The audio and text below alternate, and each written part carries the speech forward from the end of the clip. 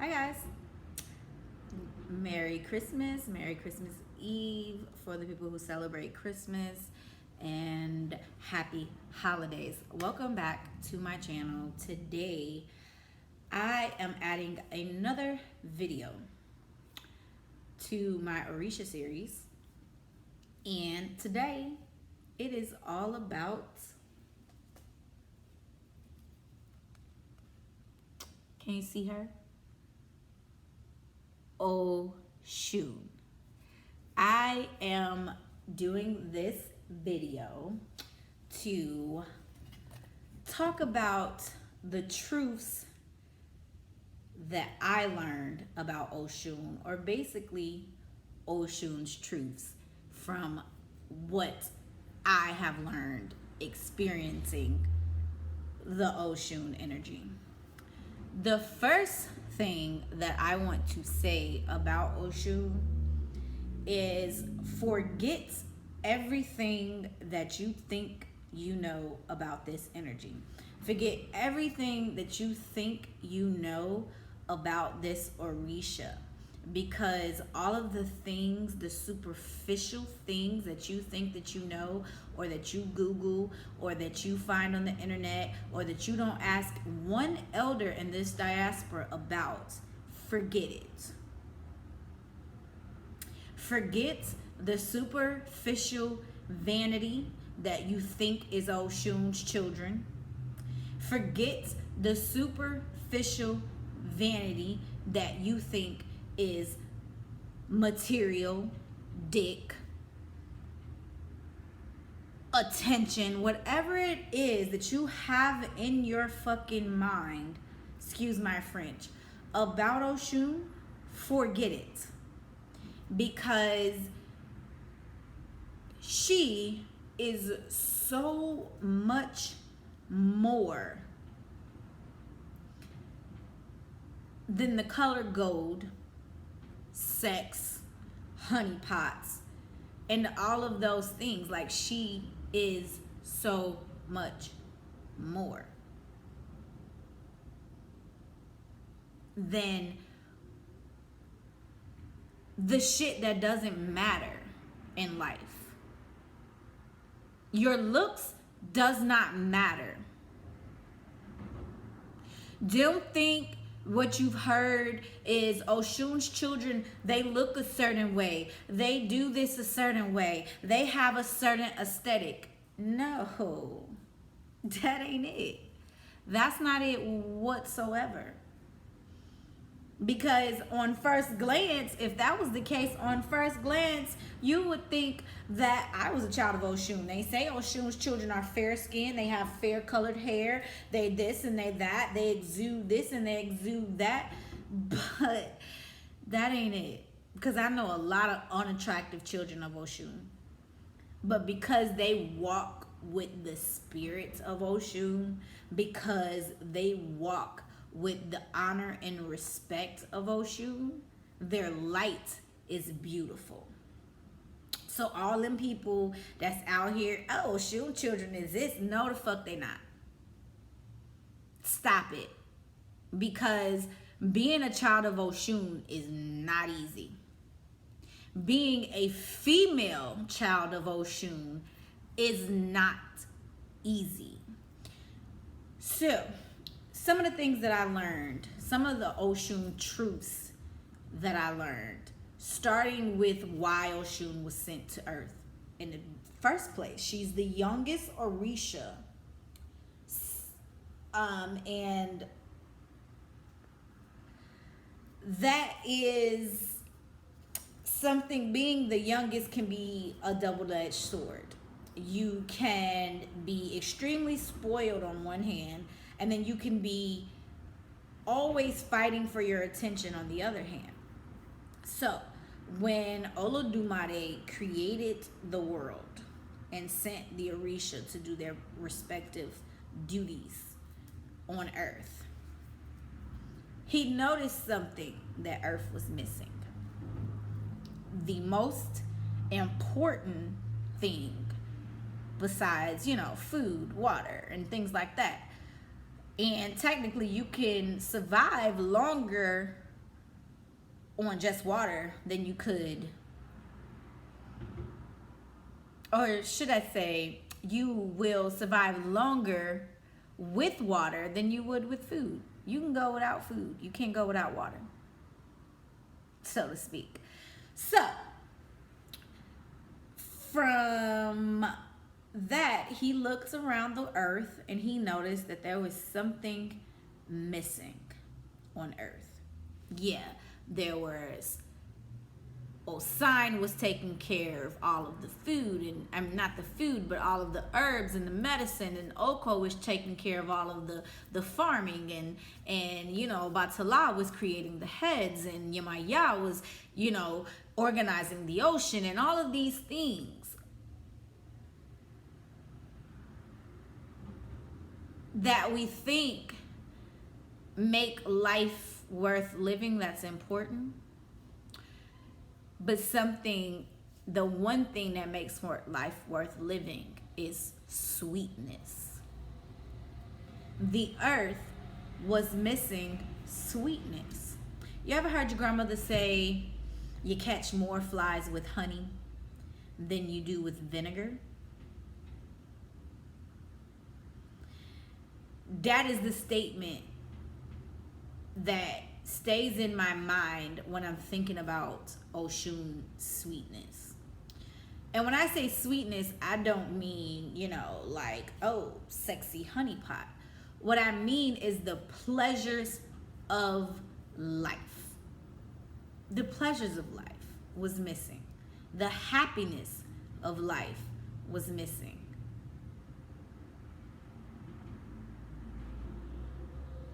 That is why Oshun came to this earth, to bring sweetness and pleasure and happiness to life. Because too much heat and too much of aggression and too much of this and too much of that will ruin a good thing. Like, something that I struggle with is attitude. You know what I mean? My hot head. I can't wear red on my head because I have a hot head. And I look around sometimes and I find myself in situations sometimes, it's like, what is missing? What is going on? The sweetness is missing. I'm behaving in such a way that the sweetness is being taken away from me. Opportunity is being taken away from me. Things that make life pleasurable, make you want to get up in the morning and work as hard as you do. That is why Oshun came to the earth. From my understanding and from my experiences with Oshun.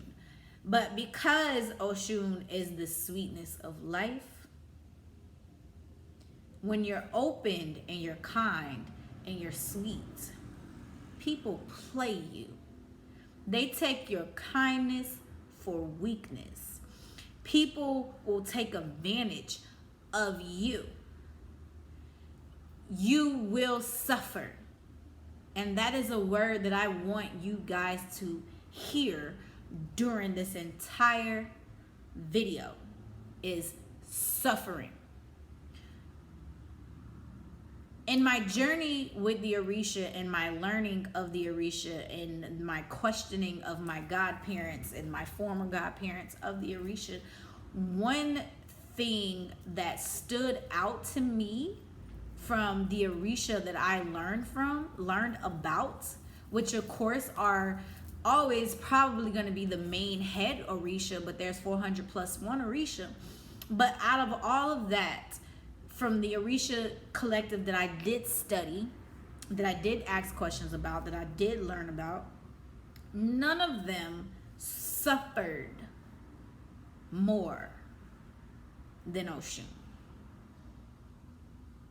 None of them. There's a saying that says, if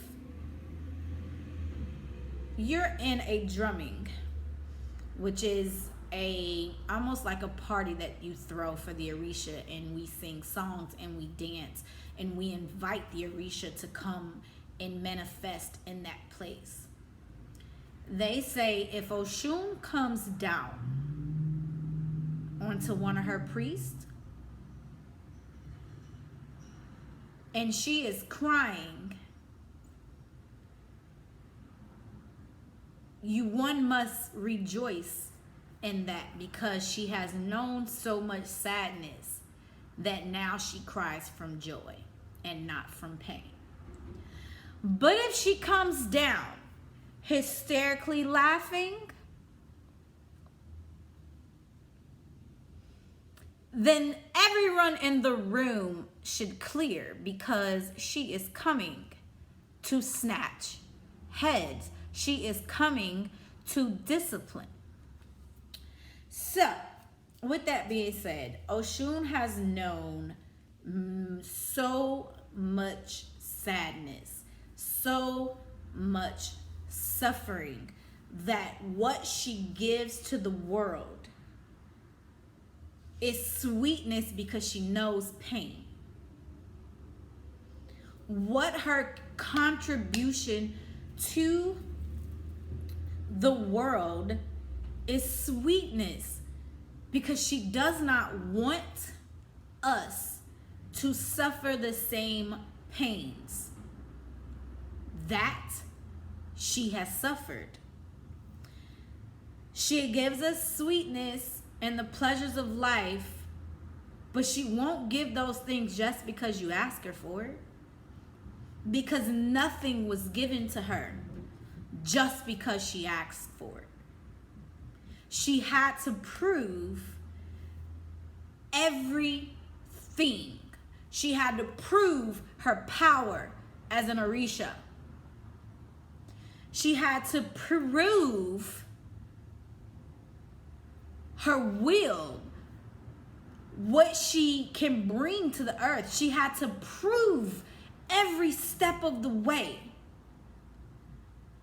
that she is every bit of a strong warrior Orisha as any one of them.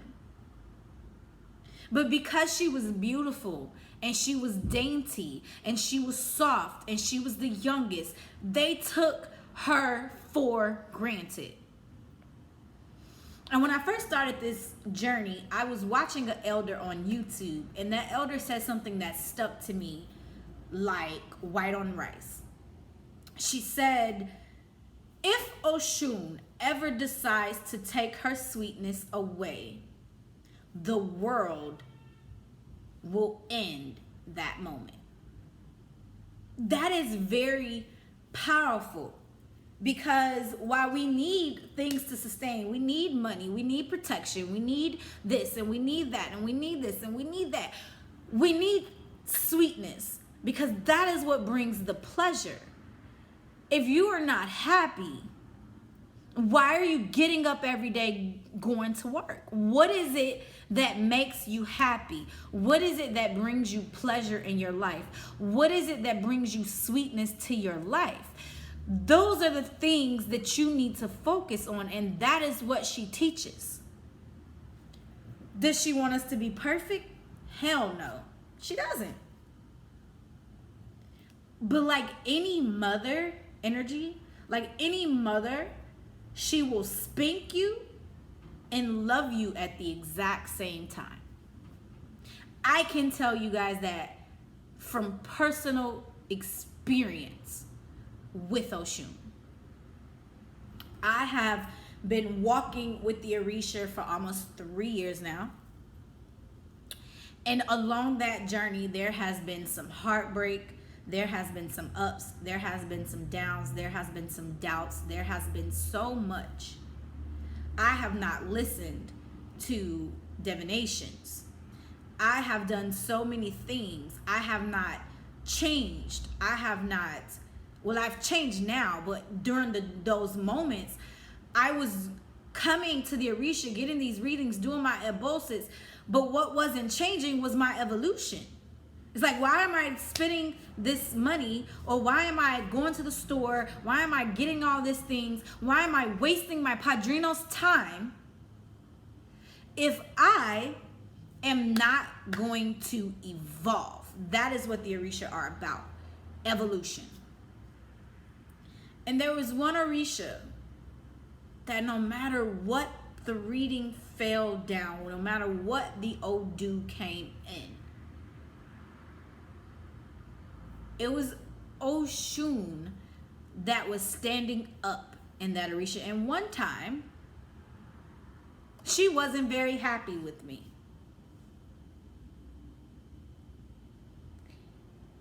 But even though she wasn't happy with me, and I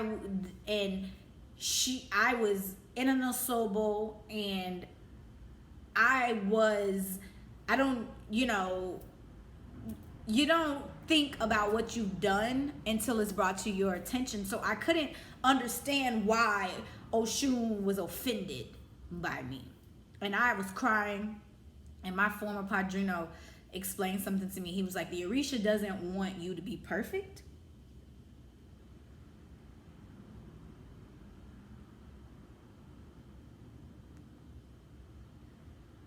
They don't want you to, I'm sorry guys, they don't want you to be perfect. They don't want you to be, they don't want you to be like, come to them. Like, if we're perfect, why are we coming to them in the first place? And I was crying, and he was like, you're going to offend the Orisha a million more times on this journey. Does that mean that they don't love you? No, that's not what that means. That means that you are blessed enough that even in your offense of them, even in your offense of her, she is standing up for you, and she is the one that is here to help you. So I got myself together. I went to get everything that I needed to do for my Ebo. And, so it was, she wasn't pretty happy with me at this moment. And it was a lot going on in our Ile at the time. We were having a crowning. My padrino was busy working. He had this huge job that he was doing. So, and he wanted to leave to go to this crowning early so he can spend time for the preparations and everything. And so we do our thing. We go in front of Oshun. And he does his normal thing, and he asks Oshun, did she want me to come back in 5 days and pick up my abo? Signaling that the abo was over and it needed to be left so she can do what she had to do from the spiritual realm. Oshun gave us an absolute no. 5 days wasn't enough. And she told, the next question was, do you want her to come here every day for 25 days?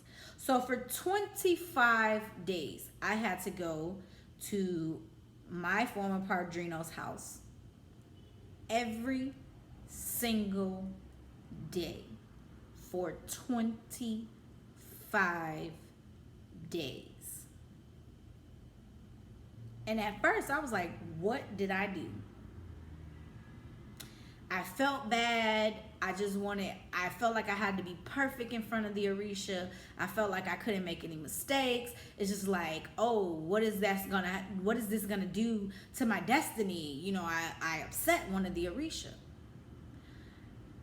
But every day I would go to his house, and he would send me into the room, and I would spend this time talking and praying with Oshun. And one of those times, I was having some medical issues, right? And something that I suffer with a lot. And at the time I was having an attack, and I was suffering from that.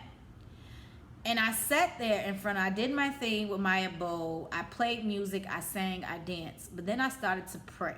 I got on my hands and knees, because the Orisha are kings and queens. You go down to the floor when you're speaking to them. And I got on my hands and knees in front of Oshun by myself. And I told her what was going on in that particular time with that particular ailment. The second that I got up and I was finished talking to her, I think this had to be like maybe the 5th or 6th day that I had been going over spending time with my padrino and spending time with Oshun. The 5th or 6th day, that thing, that ailment that I was dealing with, that pain that I was having, was completely gone.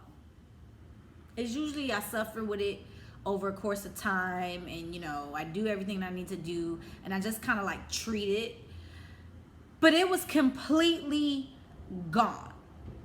Completely. And I'm one of them people, I'll listen to your miracles, and I'll listen and I'll take it with a grain of salt, and I'll be like, that's really amazing that you experienced that, because I have a very open mind.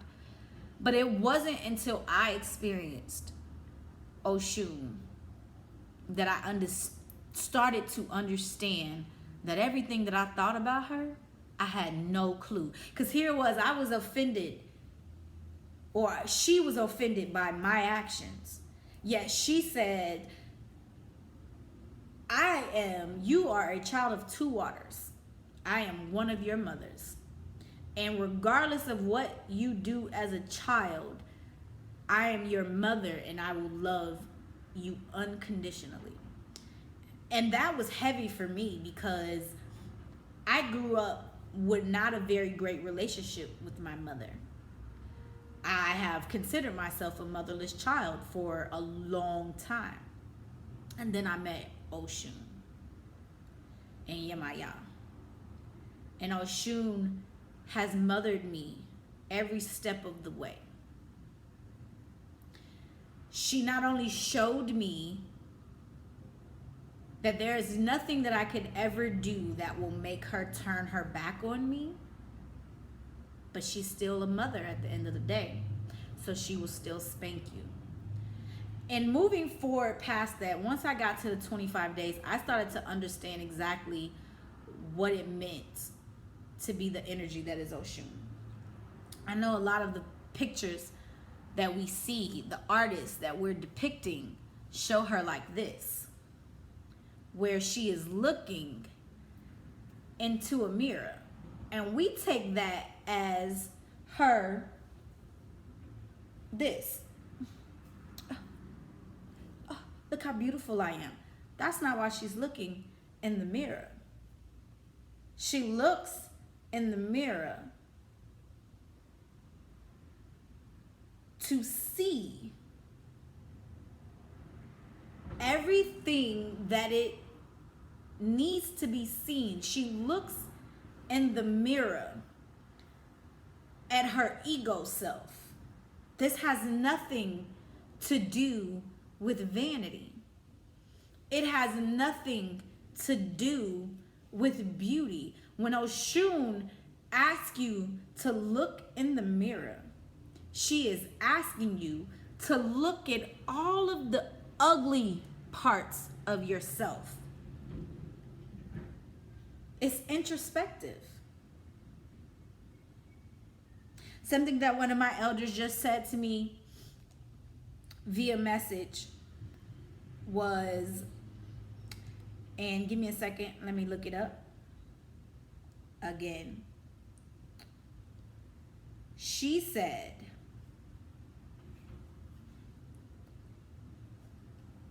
that the very first human settlements were established near sources of fresh running water. This allowed the introspection necessary to engage in intellect, commercial, and artistic pursuits, which is why we in the diaspora consider Oshun to be a great businesswoman, strategist, diplomat, patroness of the arts. And then she also said further, something she says, from the perspective of the diaspora Orisha tradition, Oshun's mirror, this, that we always see her. How y'all doing? Oh, look at me, I'm so cute. Introspection, self-examination, the hard work we must all do to achieve good character and self-love. It has nothing to do with her enemies. It has nothing to do with her beauty. She tells you to look into her mirror so that you can see yourself the way that she sees you. When I first started this journey, I went to a Misa, and one of the things that the spirits told me to do was go to the river. They told me to go get a mirror. They told me to go to the river every day for 5 days. Go to the river and talk to Oshun. And they said to take the mirror, dip it in the water, look at it each time for 5 times in a row. Each time you dip it in the water, bring up, we are asking Oshun to show us the self that she wants us to see. Show us what we need to change. Show me what is holding me back. Shine light to my ego so that I can evolve. That is what this mirror represents. It doesn't represent what y'all think she's doing in this mirror, in these artist depictions of her. It doesn't represent her vanity or her or any of those things. She is looking in the mirror so she can see her godly self, so she can see the parts that she needs to evolve from. When I say that Oshun suffered much, there's a patakey, and I ad-lib my patakesis, but you'll get the main point of these things. There's a patakey that says that Oshun had nothing at one point. She had nothing. All she had in her possession was one white dress. She ain't never always come down to this earth with the colors of gold or the color yellow. She had one white dress, and she went to the river every single day. She washed that one white dress, and she cried about all the things that she wished she had, that she didn't have. She was suffering, all the pains that she felt. She washed that one white dress so many times that it turned yellow. And she came across Elegua, and Elegua told her that he would help her, but she had to do an ebo. She had nothing. Nothing. She could barely afford to go to the market to get one pumpkin. But she made the sacrifice. She took everything that she had, and she went and she bought that pumpkin, and she did the abo. She made the sacrifice, even though that was the last calorie or the last whatever she would have used as monetary value. It was the last thing. She didn't care if she couldn't afford to eat. She didn't care if she had clothes. She didn't care if there was a roof over her head. Ifa told her to do something, and she did it. And she didn't look back, and she didn't think about, well, what if I don't have no money to eat, and I don't have all those things that we worry about. And we don't do our eboses, and we don't do what the Orisha or what the spirits and what the Egun and nothing that they were doing, because we don't sacrifice. That's what Oshun is. She is sacrifice. To me, she is sacrifice.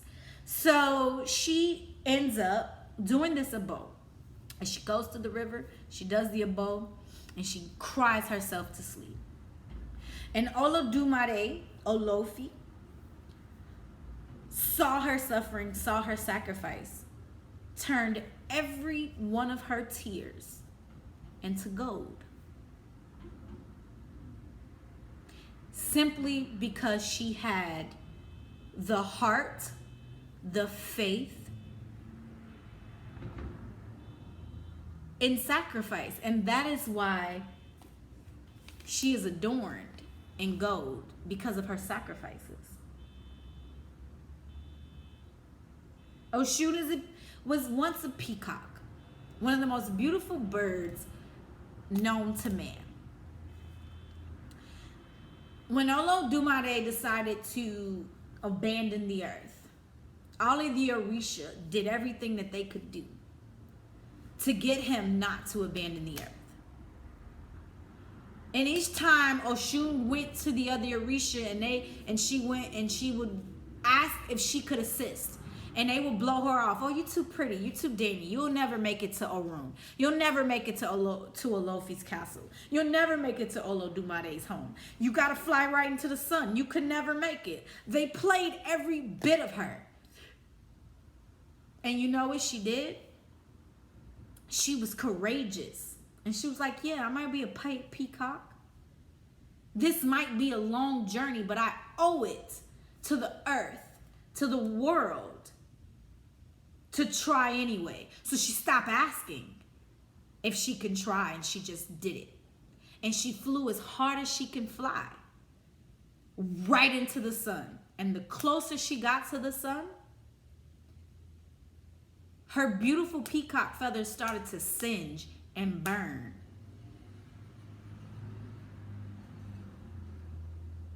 And when she made it to Olodumade's castle, she was damn near dead. And he carried her inside. And when he got her better, he asked Oshun, why would you sacrifice your own life? And I'm ad-libbing here, but Oshun said, because the earth deserves a chance, basically. And it doesn't matter if I'm the most beautiful bird on earth. Why am I here if I cannot bring the sweetness to life? If I cannot help the humans have pleasure, have love, have prosperity? And she's a businesswoman. Get here? This energy teaches you how to take what you got and finesse it to getting what you need. She teaches you how to sacrifice in times of sacrifice so that you can be blessed. And at that moment, Oshun Ibukele, which is the path where she becomes the vulture, is one of the paths where she saved the earth. And that's not the first time she did it. When Ogun decided he wasn't helping no more. He was done. He was over it. He was out. Everybody went to the woods. Ogun, you gotta work. You gotta come back. Ogun, you are the Orisha of technology and all of these things. You're the Orisha of iron. If there is no iron, the world will stop. Once again, Oshun was like, let me try. And he's like, Oshun, you ain't. We already talked to Ogun. You ain't gonna get him to come out. We didn't already talked to him. Blah blah blah blah blah. And she was like, well, let's just let me see. Because, you know, I'm sweet. I'm the sweetness of life. I'm pleasure. And people take that pataki and add it to her sexuality. But with a man like Ogun, it was her sexuality that she knew she can use her feminine wilds, because it was Ogun, to go into that woods and open her soft, sweet voice, put honey on her lips and on her tongue, and she spoke and sang softly to him. And she nurtured him out of that forest. So when you guys are thinking about Oshun, I want you to think about her truths. And her truths are, out of pain, she creates sweetness. Out of suffering, it's because of her suffering that she wants us to live a prosperous, healthy, loving, pleasurable life. Her truths is, she's known suffering like no other. So there's no suffering that you can go through that Oshun wouldn't relate. She has lost all of her riches. She has sacrificed. She has done so. She has left the earth. She is constantly calling us to the mirror.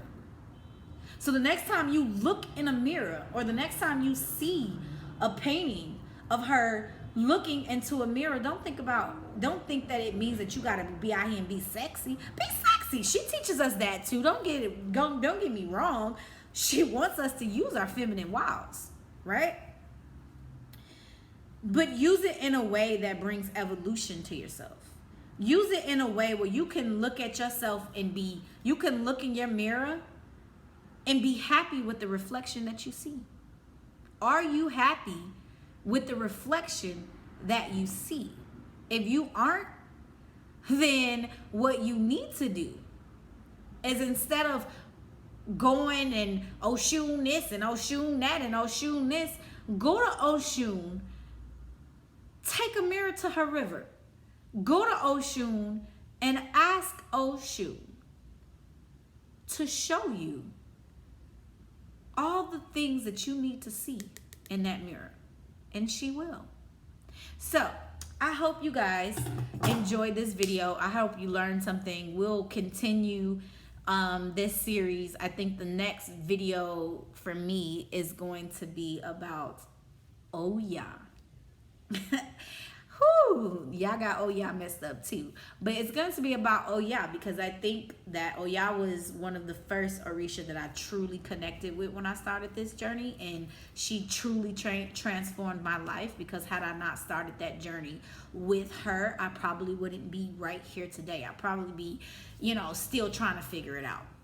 So I'm already at like 36 minutes, guys. I'm sorry this video is so long. If you have any questions, subscribe, like, ask me any questions that you need to ask in the underneath bar. And if you're watching this video the day that I posted, make sure you go to my Instagram. We will be talking about some things on live tonight at 8 p.m. But that's only if you caught this video the day that I posted it. So you guys have a great Christmas holiday. Have a great New Year, and I'll see you soon. Bye.